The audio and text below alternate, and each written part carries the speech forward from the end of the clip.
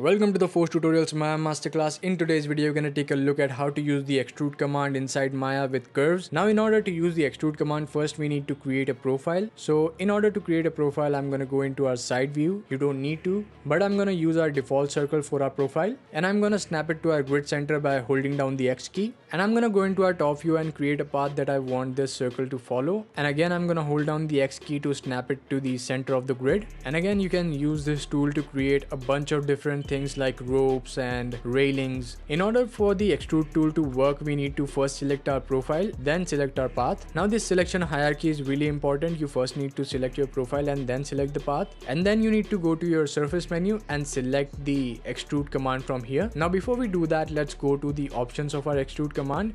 Here you have a bunch of different settings that you can play with. You can change the style from distance, flat or tube. We're gonna mostly keep it at tube, and you can change the resulting position from add profile to add path. You can change the pivot, you can change the orientation, you can change rotation, scale, and like a lot of different tools, you can change the output geometry from Nurbs to polygons to Bezier. I'm gonna keep all of these at default and press the extrude button. Now as soon as I press the extrude button, you can see that we have this tube that follows our curve.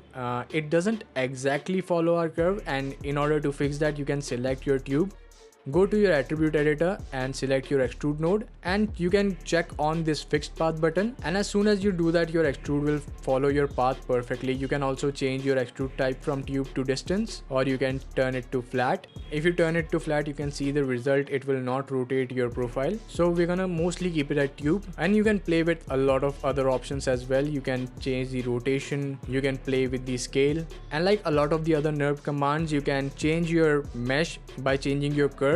Unless you delete the history, and since we haven't, we can change our resulting mesh by changing our curve. We can scale it up and down, we can go into the component mode and change it, and any change that we make in our curve will appear in our resulting mesh. So this is how you can use the extrude command inside Maya with respect to curves, and I'm gonna end this video right here. I hope you like this video, and as always, if you like this video, subscribe to the channel, leave a like, drop a comment, and if you want to support me directly, the link to my merch store and my Patreon is in the description down below, and I'll see you in the next video.